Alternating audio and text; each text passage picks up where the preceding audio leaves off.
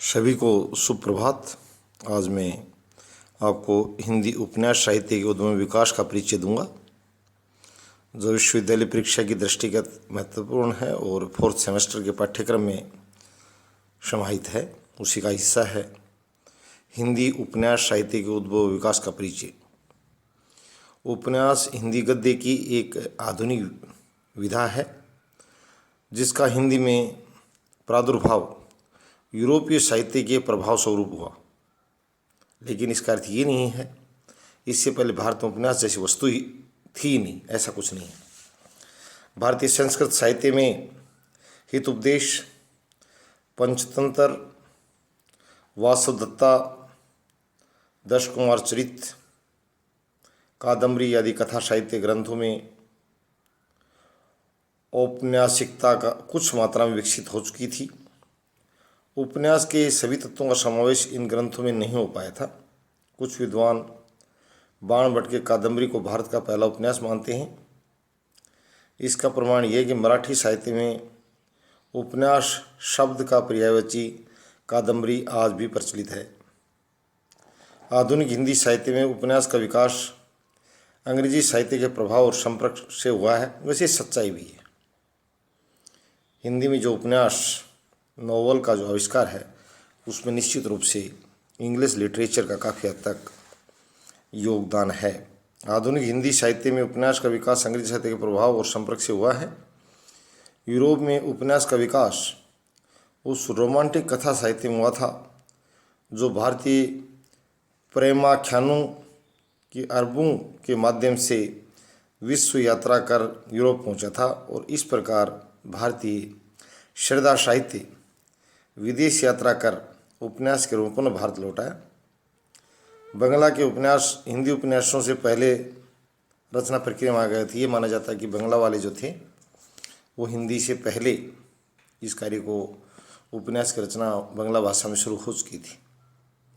हिंदी उपन्यासों की विकास परंपरा को तीन भागों, पूर्व प्रेमचंद युग और प्रेमचंद उत्तर युग, यानी उनके बाद का काल, उनके पहले का काल और उनके खुद का काल, तीन भागों में बांटा जा सकता है।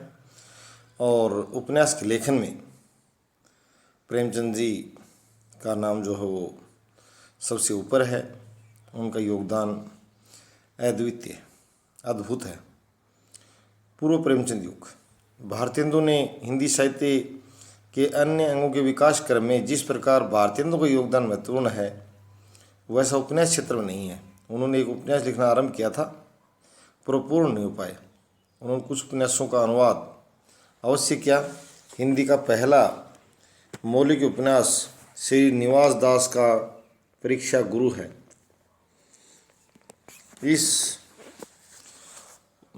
यह उपदेशात्मक प्रवृत्ति प्रधान है। इस काल में सामाजिक, पौराणिक, ऐतिहासिक, प्रेम प्रधान और तिलस्मी प्रसाद मिश्र आदि ने ऐतिहासिक उपन्यास लिखे। इसमें ऐतिहासिकता का अभिनव है। तिलस्मी तथा एरपूर्ण उपन्यास लिखे गए। किशोरलाल गोस्वामी, ब्रिजनंदन सहाय, बलदेव प्रसाद मिश्र आदि ने ऐतिहासिक उपन्यास लिखे। इनमें ऐतिहासिकता का अभाव है। तिलस्मी प्रभाव अधिक है। किशोरलाल गोस्वामी, जगन्नाथ मिश्र आदि ने प्रेम प्रधान उपन्यास लिखे, जिनका प्रेम रूढ़िबद्ध है। इस काल में बंगला के अनेक उपन्यासों का हिंदी में अनुवाद किया गया। इस युग में मौलिक उपन्यासों की जगह अनुदित उपन्यासों का स्तर अधिक ऊंचा रहा। इस काल में देवकी नंदन खत्री, गोपाल राम गहमरी और श्री किशोरलाल गोस्वामी का नाम उल्लेखनीय है। यानी ये सारे जो लेखक हैं, आधे अधूरे जैसे भी जो भी थे, चलो इनको हम क्यों कहें कम, पर जो भी सम्मानित लेखक थे, उपन्यासकार थे, ये प्रेमचंद जी से पहले के युग के थे। प्रेमचंद जी का उपन्यास की दुनिया में नाम भारत में काफ़ी आदर से लिया जाता है। खत्री और गहमरी के तिलस्मी और एरी उपन्यासों ने जगत में धूम मचाई। खत्री की चंद्रकांता और चंद्रकांता संतति इतनी लोकप्रिय हुई कि अनेक हिंदी भाषियों ने इसे पढ़ने के लिए हिंदी सीखी। ये दोनों जो खत्री की चंद्रकांता और चंद्रकांता संतति के बारे में कहा जाता है, गैर हिंदी वासी जो लोग थे उन्होंने भी इनको पढ़ने के लिए हिंदी सीखी। गैमरी ने 5 दर्जन से अधिक जासूसी उपन्यास लिखे। मुंशी प्रेमचंद और इन जासूसी उपन्यासों की बीच कड़ी के रूप में अयोध्या सिंह उपाध्याय, लज्जाराम मेहता आदि का नाम लिया जा सकता है। इस काल के उपन्यासों का प्रेम रीतिबद्ध श्रृंगार परंपरा से ऊपर नहीं उठ पाया। सामाजिक उपन्यासों में नैतिक शिक्षा, समाज सुधार, भारतीय आदर्श तथा पश्चिम सभ्यता की कटु आलोचना है। इनमें कलात्मकता का अभाव है, मनोरंजन की प्रधानता है और जनजीवन से कोई सरोकार नहीं है। एक मैं ये जरूर कहूँगा, लेखनी चलाने वाले किसी क्षेत्र उपन्यासकार हों, गद्य लिखे, पद्य लिखे, कविताएं लिखे, वो मानव जीवन को सुधारने के लिए, ऊंचा उठाने के लिए इस दिशा में कार्य करें। सिर्फ अश्लीलता फैलाकर और फूट पन्ना दिखाएं, वो अच्छा नहीं है। ये हर युग के उपन्यासकारों से निवेदन है। तो ये मुंशी पूर्व प्रेमचंद का युग की जो मैंने बात की है। अब मैं प्रेमचंद युग की बात करूँगा। प्रेमचंद जी उपन्यास की दुनिया के सम्राट कहलाते हैं, इसमें कोई दो राय नहीं है। और मैं उनको प्रातःकालीन सभा में पुनः नमन करता हूँ प्रेमचंद जी को, और नई पीढ़ी से आह्वान भी करता हूँ कि प्रेमचंद जी से सीखकर नए उपन्यासकार विकसित हों, भारत में नए नए सामने आएँ, लिखें नए नए उपन्यास, अच्छे उपन्यास लिखें। प्रेमचंद उपन्यास सम्राट कहलाते हैं। उन्हीं के उपन्यास क्षेत्र में पदार्पण से क्षेत्रीय रिक्तता पूर्ण अर्थ में समाप्त हुई। वस्तुतः वे हिंदी के प्रथम मौलिक उपन्यासकार और युग प्रवर्तक हैं।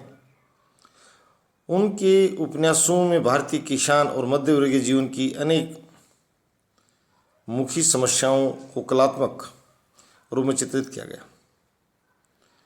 उनके उपन्यास केवल मनोरंजन के साधन नहीं है। उन जैसी व्यापक पृष्ठभूमि हिंदी तो क्या किसी भी भारतीय उपन्यासकार के पास नहीं है। राजे से रंग तक उनके उपन्यासों में विचरण करते हैं।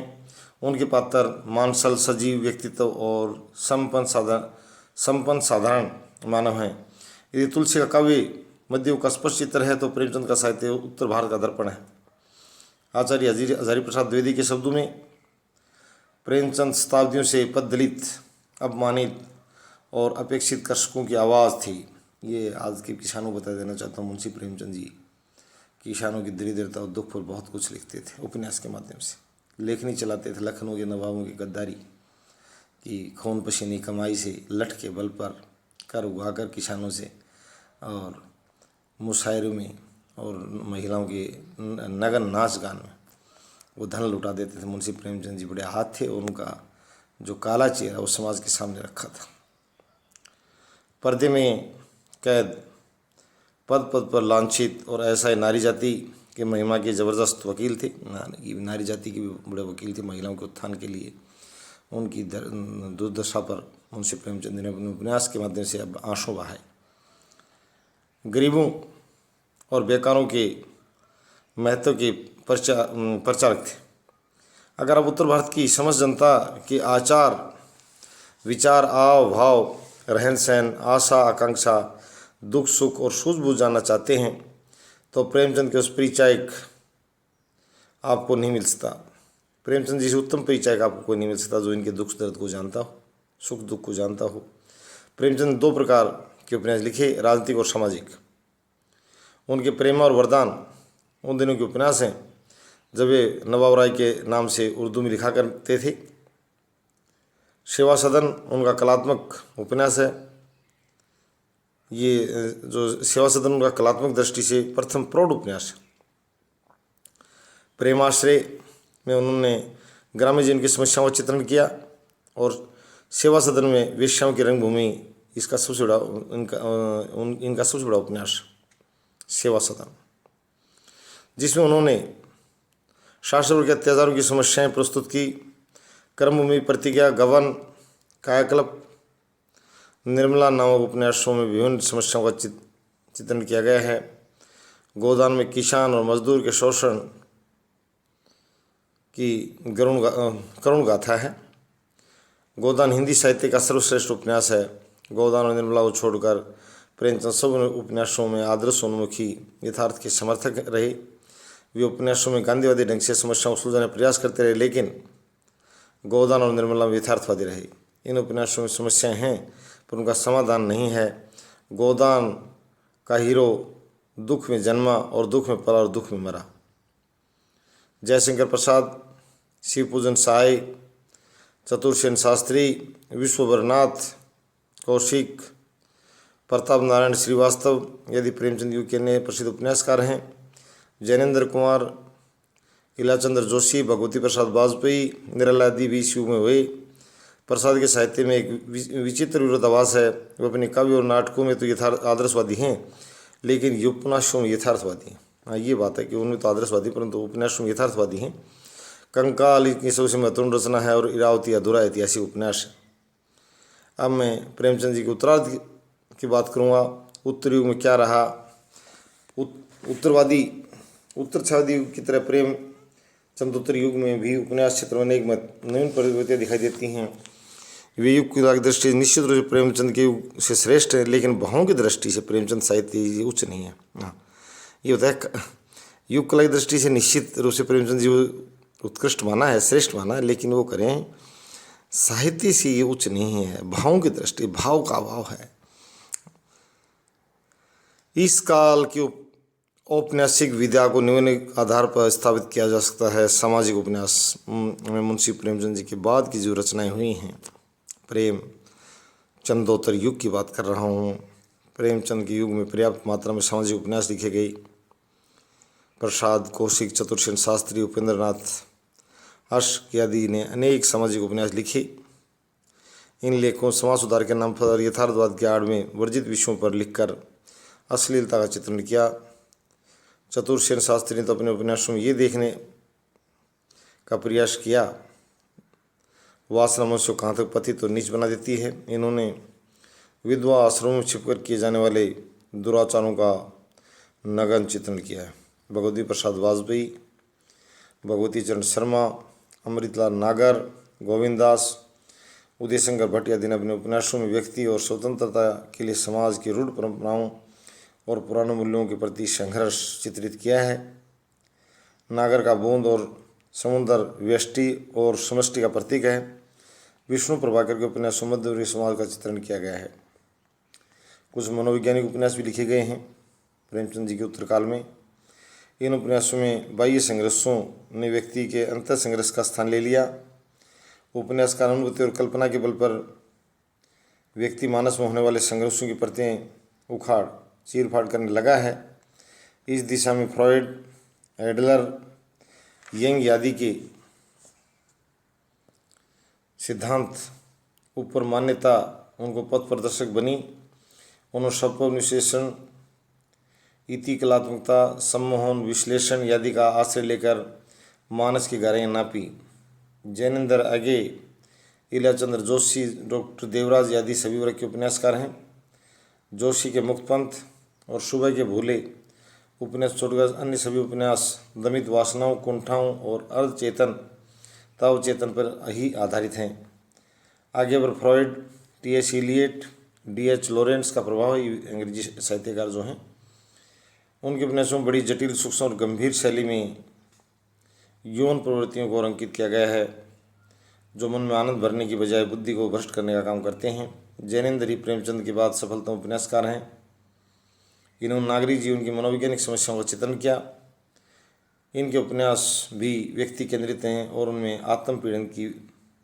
उत्पीड़न की अधिकता है। मैं जैनेन्द्र जी जो हैं, अगर मुंशी प्रेमचंद जी के बाद यदि किसी को श्रेय है तो वो जैनेन्द्र जी को है। उन्होंने मुंशी प्रेमचंद जी कार्य को, मानव संवेदनाओं को कुछ आगे बढ़ाया है। धन्यवाद।